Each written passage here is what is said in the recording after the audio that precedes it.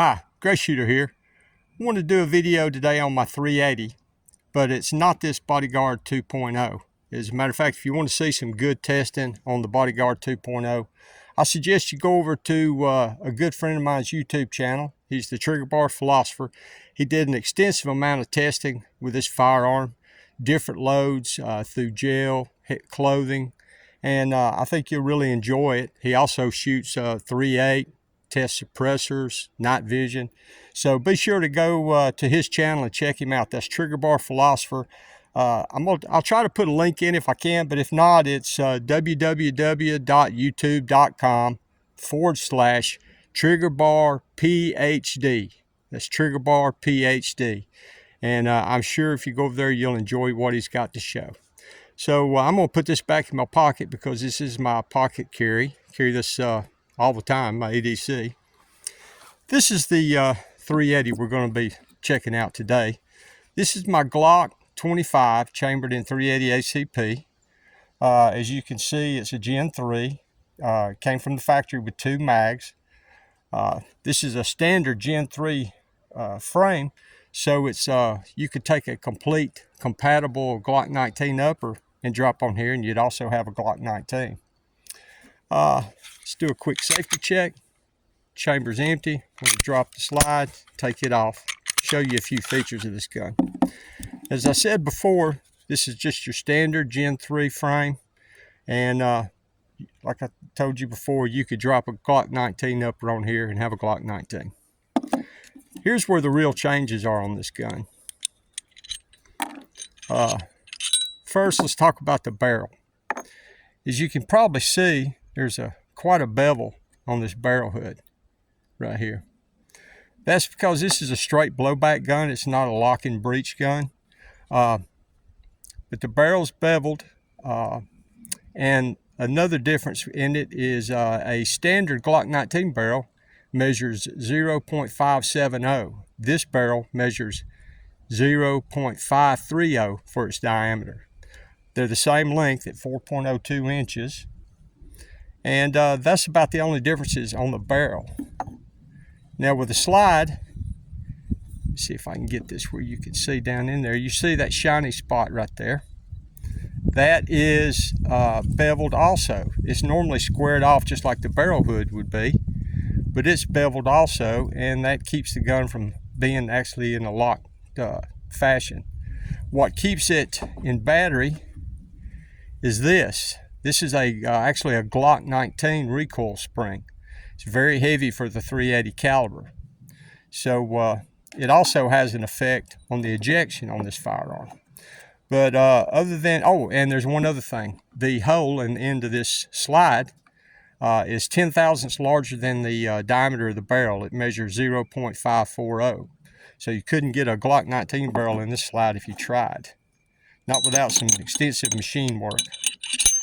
So we'll put her back together and see if I can get things to go good here. There we go. Get it back on the frame. All right, we're good to go. As I said, that spring is kind of heavy for caliber. You can tell it when you rack the slide. It feels like a Glock 19. The trigger is just your standard Glock trigger. Got kind of a mush to it. I did do a few changes to this gun. I put on my favorite sights that I've talked about in the past. Put an extended slide lock in it to make it easier to take apart. And I think I put a 3.5 pound disconnector in here too. I brought, well, when it came from the factory, it came with 2 magazines. And SIG and Ruger on their P365 380 and the Ruger Security 9 380, they took their 9mm magazine, put an insert in the back, changed the follower, made it a little shorter to move the rounds forward in the magazine toward the front of the magazine. And that would keep you from having such a large gap between the round coming free from the feed lips and hitting the barrel ramp. Glock went the other route. They redesigned all the internals of their magazine, and they put their spacer on the back. And as you can see, these are 15 round capacity mags. Now I'm going to do a little shooting, and I wanted to do that to show that how that Glock 19 recoil spring affects ejection on this gun. The ejection on this gun can be rather lackluster. It can be rather erratic. So I'm going to be firing 3 loads. One is a Blazer brass 95 grain full metal jacket round nose. The next is Winchester. This is the service grade ammo in the brown box. It's a 95 grain flat point. And then this is some Underwood 90 grain XTP plus P. You'll see a big difference in the ejection pattern with this ammo. And I've got them loaded in 3 different magazines because I want to make sure we're getting slide lock on an empty magazine. And so without much further ado, let's go ahead and get started. Drop 2 of these mags in my pocket. I'm going to make an adjustment to my camera so you can see downrange. I'm going to be shooting from about the 25-yard line, and we'll just say I'm not going so much for a group or accuracy. I just mainly want you to notice the ejection pattern on this gun, and also just see where the brass is landing. Most of the time with service ammo, the brass will land right next to my right foot, within like a foot or so. So let me adjust this camera and we'll get started.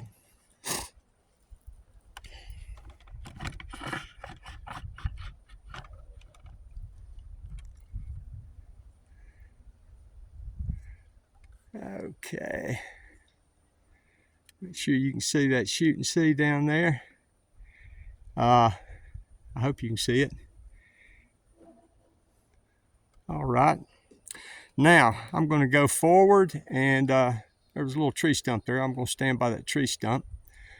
And I'm going to start with the Blazer brass 95 grain full metal jacket. So the range is about to go hot.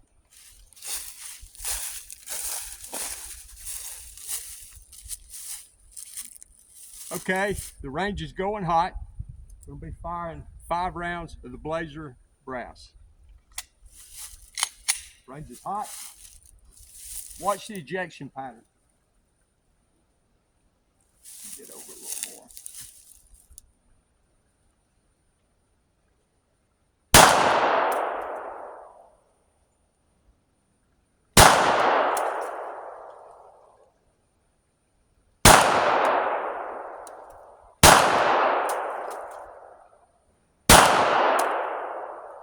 And we did get slide locked. One of those pieces of brass came back, hit me in the chest. The other one just barely flipped out of the gun or landed right down here at my feet somewhere. Okay, now we're going to change over and fire the Winchester flat point, 95 grain. Range is hot.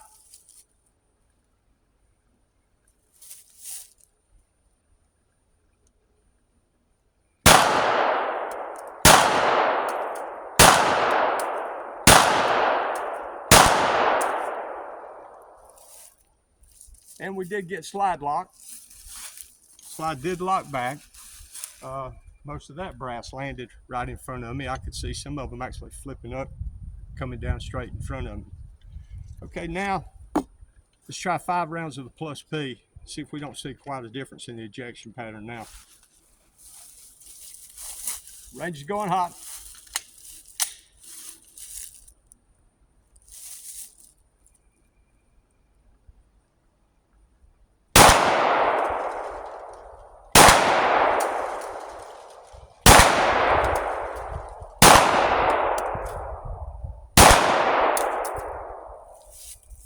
And of course we got locked back on that one. Those rounds have quite a bit more punch to them than the service grade loads. So all in all, I'd have to say this is a pretty nice little weapon. I've had it for quite a while.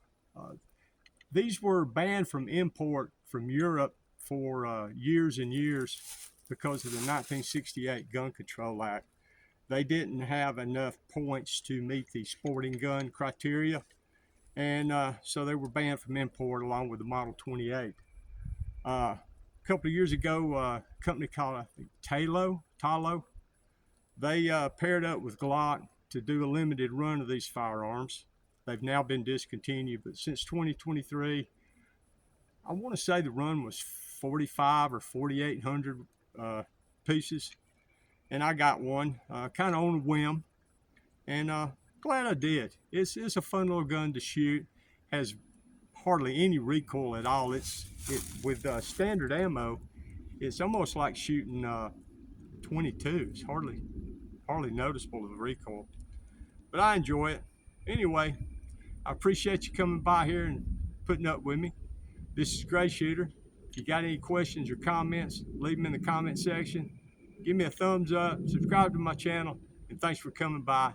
This is Gray Shooter, and I'm out of here. Thanks for watching.